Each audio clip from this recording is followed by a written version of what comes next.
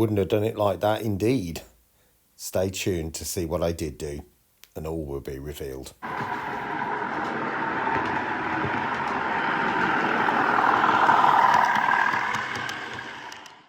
Well, good afternoon everyone, and welcome back to Piccadilly East Way. And indeed, I am going to be putting lights into this Hornby Railroad Class 66. But it did turn into a bit of a fiasco and almost a disaster, you could say. But anyway, I'll start at the beginning and show you how I drilled the holes. At least that bit went well.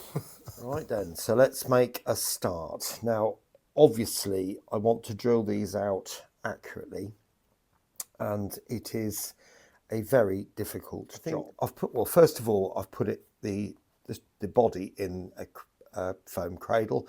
And to stop me getting marks all over it, I've just put some paper around there so I've got something to hold on to. Now, you can see I've already done one, and I'm quite pleased with the way that's done. Now, just because things might go wrong, I'm not going to do that one. I'm going to do that one. Okay, so what tools do I have? Well, I've got a point. I've got just a smaller pilot hole type drill in the twist drill bit, and then a 2mm ready for the fibre optic. So I'm hoping you can see this. I'm marking the centre, and I'm just doing it very slowly. Now, just take it a little bit at a time, and I've got that right actually on this one. So I'm just pushing a bit harder. It's still right. So again, I'm just going to go back in, find the hole, and just twist around. I'm now going to go in with this smaller drill. Doesn't matter what size, as long as it's smaller what you've got.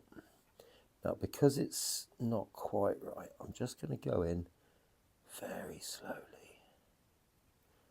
Just keep checking. Actually, that's not bad. And then it's just a case of just very slowly turning it. And if the drill bits are nice and sharp, you'll see shards coming off. And hopefully you can see that. Oh, are we through? Now, at that point, I'm just going to turn it backwards. Just going to give it a bit of a swoosh. There we go. So you can see, or hopefully you can, that's pretty good. Right, there we are. So I swapped over to the 2mm drill bit now. I'll show you the process, and then I'll do the other two off cam. So again, it's just taking it very slowly.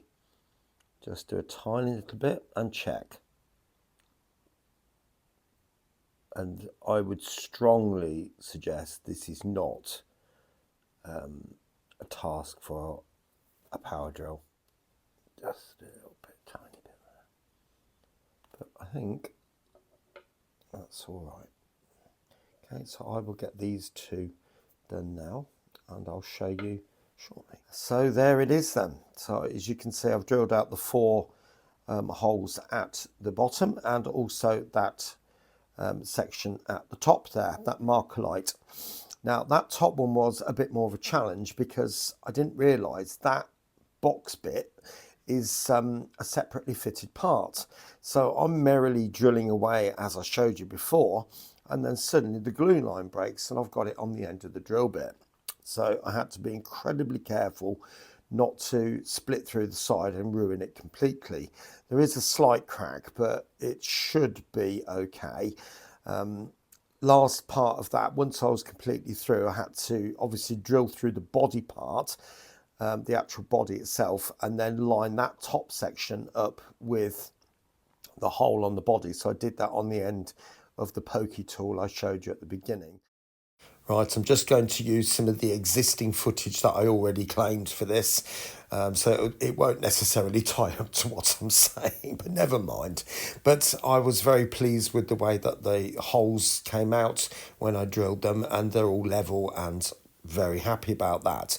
Now, on the table in the background, you can see there's a whole load of nano LEDs. In the middle of the screen, you can see I made some 3D printed boxes to house the white LEDs so that it could be enclosed without any light bleed. And in the far corner, I'm just picking it up now, you can see there is a double one which would house a white one and a red one, so I can switch from one to the other and all would be good. Anyway, the problems came when I started to connect up the wires. I used the yellow wire from the DCC decoder and the white wire for the front headlights, and then the blue for a return. And when I tested each one individually, it worked. No problems at all. The lights went off as they should and came on as they should. And they changed from one to the other when I was doing the directional switching. However, when I put it all back together, they suddenly decided that they weren't going to switch off. And I had white lights on and the red lights on at the same time. So that wasn't going to work. Started thinking about how else I could do it. Should I just have the white lights and not bother with the red? I took it all apart. I then thought, well, perhaps I could use a battery, but the batteries I got weren't powerful enough to light the LEDs. And that's when they all started burning out. So it was a complete disaster. From one thing to the next, to the next, to the next. And I come to the conclusion last week that actually this just isn't worth the effort. And I run it round without the lights on, and I just felt instant regret that I needed to put some lights into this. So here comes the new idea. Welcome back to this continued saga. So this is my last ditch attempt. I'm now using these LED strips through a bridge rectifier. I don't know whether you can make that out just there, but on the top part of it, the opposite side where the blue heat shrink is, you'll notice there is a plus and a minus, and the plus and minus goes to the plus and minus on there, onto the LED strip, and the other side is a wavy line, and that goes to the track. Well, it's all controlled with this on, center off, on switch, and I will explain what I'm going to do with this shortly. If I slide this one way, the lights have come on. You can see the lights down here as well. So obviously that's the white, and the red, there it is. Now, I'm hoping that paint on the LED will be sufficient. I might have to put another coat on that just to make it more red, but early tests have proved positive, so I'm just hoping that this will work in the long run. I'll obviously put heat shrink capped on tape over these bridge rectifiers, but it's looking good. I've got another box similar to that printing, which will be a bit lower, and they will have the fibre optics going in there. Obviously the top's going on, glued down, sealed down, painted black, sealed up with black tack. So 2 pieces of fibre optic will go in there and to the relevant light ports, and also the same here. So time will tell. Speak soon. Okay then, so you can see I've gone ahead and done a bit more. That one's glued in, this one's still floppy. Will be glued in shortly.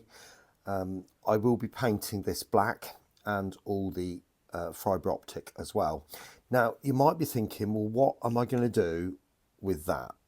Well, the thing is, this is a Hornby railroad model, and I must put that out there before I tell you what we're doing. And it's cost 55 quid, you know, and I've got it sound fitted and it will work. Now, as I've explained, I can't get the lights to work in any other way. So am I really worried about this particular model? Not really. As long as it does what I want it to do, I don't care. I would not be doing what I'm going to do to this to a Bachmann or to a high spec Acura scale, or any locomotive that's cost much more than 55 quid. So my proposal then, well, you see that there. Well, I'm going to pretend there's another one around about here, give or take, somewhere along this area here. And I'm going to drill a hole all the way through for that to go in. I'll put some kind of valance around it so it won't look like there's a hole coming through the roof, but nevertheless, that will be a slide switch, which will enable the lights to come on and off. And I think, to be honest, if the lights work, particularly in the forward direction, that's got to be a bonus. My next job obviously is to get that painted. Once this glue has gone completely off, the fibre optic and the box, and then it'll be a case of fitting these fibre optics into the holes on the inner section, just so you can probably just about make out the holes in the middle there from there, and then the inner side one there. And so there we go, that's the parts now just before I put this back together. So you can see I've had to move the speaker to here. It does just about fit, and the decoder is kind of sort of balancing above there. I've got the switch in, I don't know whether you can see that down the back there, and that's it at the moment. I mean, I will tidy that up a bit, maybe not in this video though, but we'll see how it goes. And as you can see, there's a big space here now ready for all that gubbins. So my next job is to put it all back together and just check again that it works. And if it doesn't, I will tell you, and yeah, we'll see what happens after that, shall we? Speak soon. Well, another voiceover on this particular clip. The sound seems to have disappeared, but will the lights work? Let's have a look. Of course they do. And actually in forwards direction, I quite like that. That's the reverse, and it's a little bit more disappointing in the reverse. I only seem to have one light showing visible. That's because the red was on one particular side of the box inside, and the two fibre optics weren't able to both pick them up. But am I worried by it? Not really. It works. And at the end of the day, it's the forward lights that I'm really interested in. And they work, as you've seen. So I think at the end of the day, I'm really happy with the way that's turned out from that point of view. But anyway, I think what we'll do is we'll have a bit of a running session now with a few running clips, and you can see this in action. Anyway, you take care of yourself. Bit of a strange video, I know, but anyway, I'll speak to you again very, very soon here on Piccadilly Eastway. Take care of yourself, and bye-bye.